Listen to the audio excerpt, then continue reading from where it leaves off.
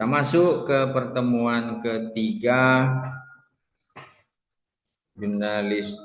jurnalisme atau jurnalistik investigasi ini. Nah, ini materinya kita coba share ya.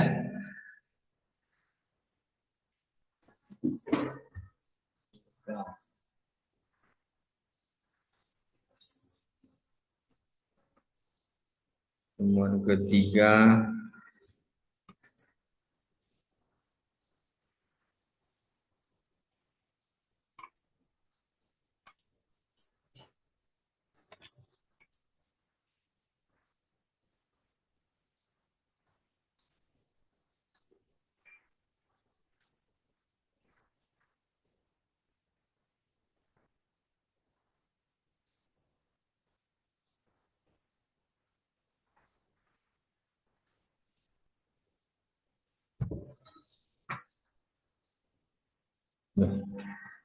yang keluar.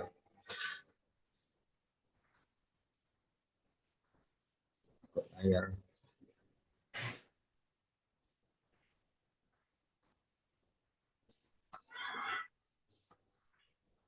Pertemuan ketiga ini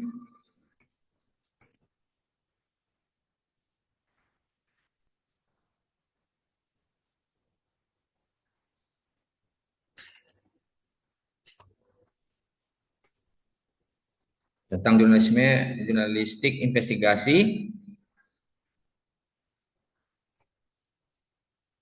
dalam mengungkap korupsi. Ini jurnalistik investigasi dalam mengungkap korupsi.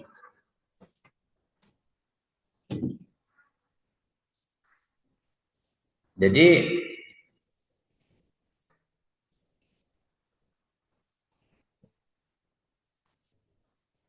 berbagai cara itu dapat digunakan untuk mengungkap kasus besar yang terjadi di tengah-tengah sebuah bangsa. Jadi khususnya kasus korupsi yang akhir ini sudah menggejala di tengah-tengah bangsa Indonesia. Jadi salah satu cara tersebut adalah melalui teknik jurnalistik investigasi dengan menggunakan media massa. Kalau beasiswa yang tak cair itu belum tentu itu korupsi. Itu belum itu mungkin bukan karena dananya dikorupsi, tapi entah ada permasalahan lain kita tak tahu. Kita tidak bisa menduga itu. Tapi kalau yang korupsi di Indonesia itu yang seperti yang sudah diungkap-ungkap oleh KPK sekarang, apalagi di Pekanbaru, itu Pemko-nya yang sudah dirilis oleh KPK di website resminya, beberapa kasus korupsi yang sudah diungkap. Juga kayaknya seperti eh, tapi itu bukan hasil investigasi media massa. Media massa hanya membuat berita yang sudah dibuat rilis oleh KPK. Itu tidak investigasi, itu tidak investigasi. Yang investigasi itu memang umpamanya KPK belum ungkap sebuah kasus korupsi, tahu-tahu media sudah membeberkannya. Wah, ini ada indikasi korupsi di pembangunan tol namanya kan. Sementara KPK belum tahu, yang lainnya belum tahu. Jadi gara-gara informasi investigasi wartawan itu akhirnya menjadi bahan pertimbangan oleh para penegak hukum dan yang lain-lain. Nah, wartawan yang mengungkap baru investigasi. Tapi kalau wartawan yang membuat berita hasil penangkapan itu tidak, itu hanya berita biasa. Jadi kalau dalam hal korupsi ini teknik jurnalistik investigasi dengan menggunakan media massa. Jadi bukan berarti hasil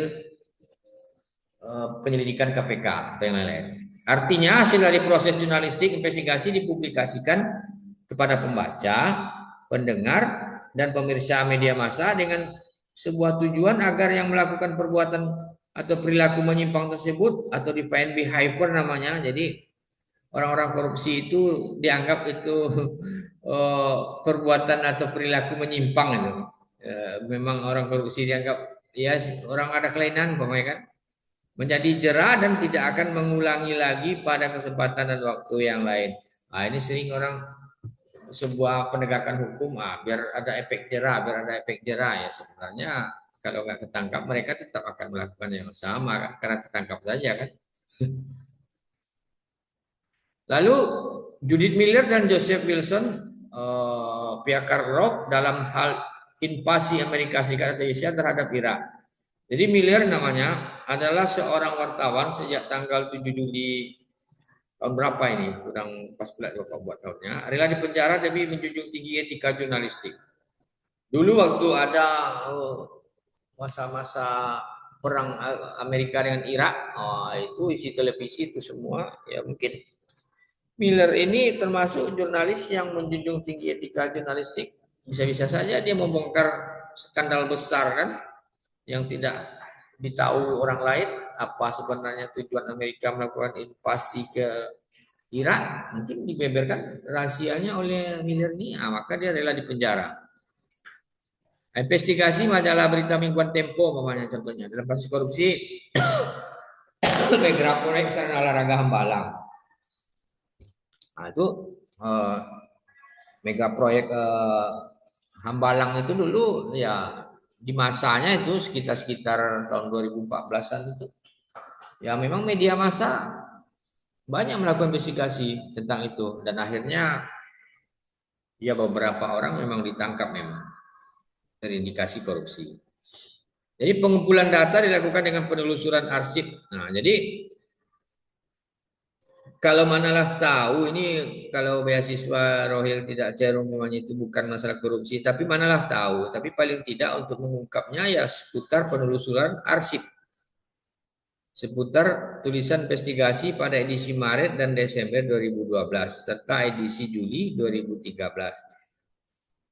Jadi sejumlah arsip-arsip atau berita-berita sebelumnya dikumpulkan dulu. Nah, jadi boleh orang melakukan investigasi, mengumpulkan data awal dari data-data arsip atau berita, ya boleh, memang itu harus dilakukan. Umpamanya sudah ada berita tahun 2012, kayak Hambalang ini, itu arsip-arsipnya sama berita-beritanya dikumpulkan dulu. Data dianalisis dengan menggunakan teknik analisis wacana. Dengan pendekatan dan Pandik itu nanti kalau ada skripsi analisis wacana ini ada intinya caranya membagi teks ke dalam struktur dan elemen-elemen wacana. Jadi wacana ini perginya ke sini, ini perginya ke sini.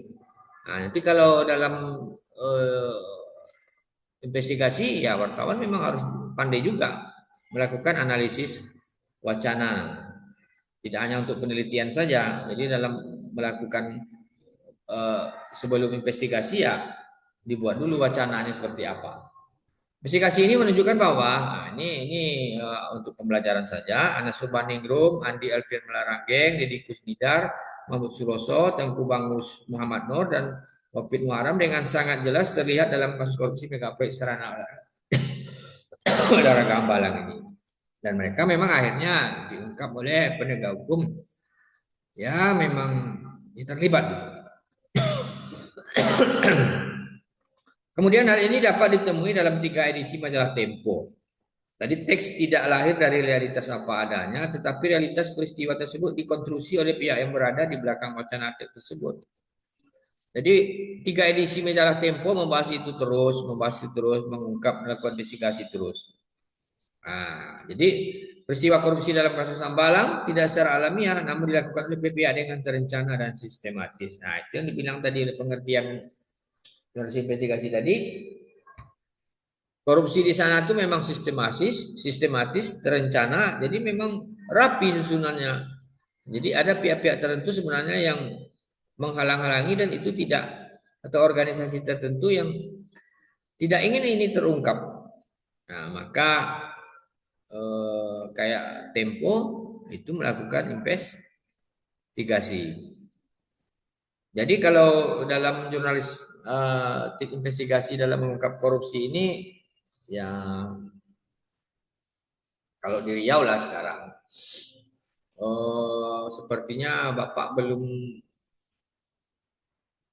temukan sebuah liputan atau media yang betul-betul dia yang lebih duluan mengungkapnya sebuah kasus korupsi. Kayak sekarang ada terungkap lagi oleh KPK tentang playoper kan, playoper yang di Jalan Nangka atau Imam Munandar Simpang SKA itu. Kan sekarang ada lagi yang jadi tersangka oleh KPK 5 orang. Yang itu pemberitaan yang beredar bukan hasil investigasi media, tapi hanya hasil setelah KPK menangkap atau jadikan tersangka 5 orang, baru itu blunder kan? Berarti kasus korupsi itu bukan media yang mengungkap, termasuk di Pemko Pekanbaru, nggak juga media yang mengungkap. Gimana lagi kasus korupsi yang besar-besar di Riau? Cuman hanya terkadang memang ada beberapa berita yang sifatnya tidak investigasi. Dia hanya terkadang hanya memaparkan atau memetakan saja, hanya diduga ini korupsi ya, ini proyek ini ya. Dia tidak mengungkap data spek proyeknya berapa.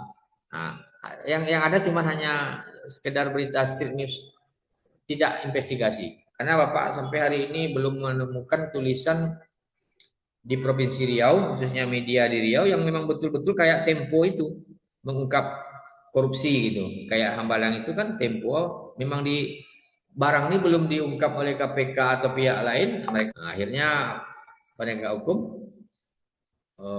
kecolongan. Jadi kalau umpamanya media melakukan itu semuanya, penegak hukum memang kebingungan dibuatnya. Karena kerja media investigasi ini lebih cepat dari penyelidikan polisi, penyelidikan aparat. Nah, itu terkadang kemarin sempat ada eh, pelarangan melakukan investigasi oleh jurnalis. Nah, maka heboh orang kan, kalau itu dilarang, ya tambah enak lah orang korupsi kan, karena wartawan dilarang melakukan investigasi. Kalau dia melakukan investigasi, dia bisa ditangkap. Kalau memang undang-undang itu berlaku, ini kan gawat ini. Jadi otomatis korupsi makin subur. Yang bisa mengungkap korupsi itu ya aparat. Jadi kalau aparatnya kong kali kong, siapa lagi yang diharapkan sebagai pilar demokrasi untuk menegakkan keadilan itu nggak ada. Jadi kalau itu tuh dibungkam, eh, jurnalis dibungkam untuk mengungkap korupsi atau melakukan investigasi, ya udahlah hancur negara kita lah. Nah, itu kalau analisis Bapak sebagai akademisi lah, termasuk praktisi sebagian kan. Jadi makanya mengungkap korupsi itu penting karena bisa menggiring pelakunya memang masuk penjara men. Tapi apakah mampu wartawan mengungkapnya apa tidak? Atau hanya sekedar untuk memanas-manasi saja dan tidak mengungkapnya ya? Ya itu yang Bapak bilang tadi itu banyak kok berita-berita tentang korupsi ini dibuat oleh wartawan sebelum aparat penegak hukum eh, berhasil mengungkapnya. Dia hanya sekedar ini pejabat ini kekayaannya tidak wajar. Nah, dia tidak ungkap kekayaan tidak wajar itu maksudnya tanahnya berapa, penghasilannya ini. Padahal sebelumnya menjabat dia cuma punya tanah 2 bidang namanya. Cuma berada di bangku di sini. Tahu setelah menjabat jadi 50 bidang. Nah, kan tidak wajar tuh. Nah, tapi nggak ada seperti itu ungkapan apa namanya itu membongkarnya gitu. Kok hilang?